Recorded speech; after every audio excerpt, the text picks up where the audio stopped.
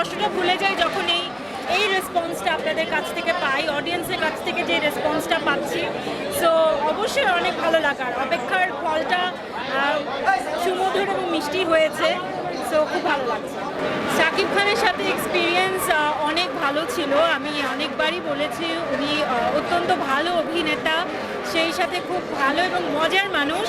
তো কাজ করতে গিয়ে আমার খুব ভালো লেগেছে। আমরা খুবই মজা করে কাজটা করেছি এবং অনেক ইজি হয়েছে আমার ওনার সঙ্গে কাজ করতে। উনি অতটাই সাপোর্টিভ ছিলেন। সো ইজি হয়েছে বলেই আপনারা কিন্তু আমাদের রসায়নটা স্ক্রিনে দেখতে পেয়েছেন। আপনারা সবাই বলছেন যে আমাদের দুজনকে একসাথে দেখতে খুব ভালো লেগেছে, জাস্ট বিকজ যে আমাদের মধ্যে মানে আমাদের মধ্যে ওই ইজিনেসটা ছিল, কারণ আমরা অনেক কথা বলেছি, গল্প করেছি, মজা করে কাজটা করেছি।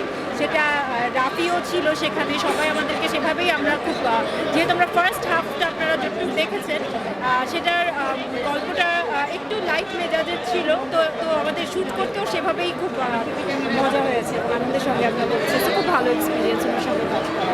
এই সিনেমার ক্ষেত্রে অবশ্যই আশা করছিলাম, যেহেতু Raihan Rafi is hit machine director বলা হয়, উনি ব্যাক টু ব্যাক ওনার সিনেমাগুলো বেশ সফল হয় এবং অফকোর্স সবচেয়ে বড় বিষয় হচ্ছে শাকিব খান রয়েছেন এই সিনেমায়।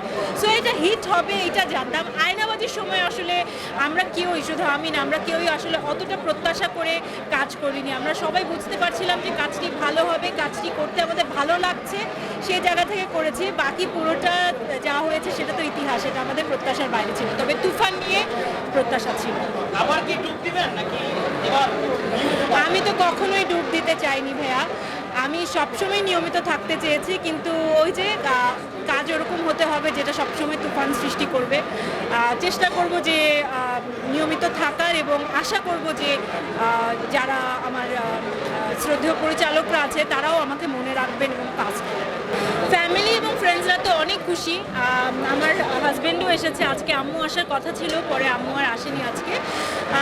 আমি একটা কথাই বলবো যে তারা আমাকে, মানে আমি যতটা না এক্সাইটেড ছিলাম, আমার হাজব্যান্ড, আমার মা, আমার তো ছোট একটা মেয়ে রয়েছে, তো তাকে যে দেখাশোনা করে তারা এতটা বেশি এক্সাইটেড ছিল এবং তারা আমাকে, খুব স্বাভাবিক যখন আপনার একটা 2 বছর 2.5 বছরের বাচ্চা থাকে, তাকে সামলে আপনি কিভাবে একটা ফুল ফ্লেজেড ফিল্ম করবেন সেটা একটু নার্ভাসনেসের বিষয় থাকে, বাট তারা আমাকে এতটা সাহস দিয়েছে এবং বলেছে যে না তুমি যাও, আমরা সামলে নিব।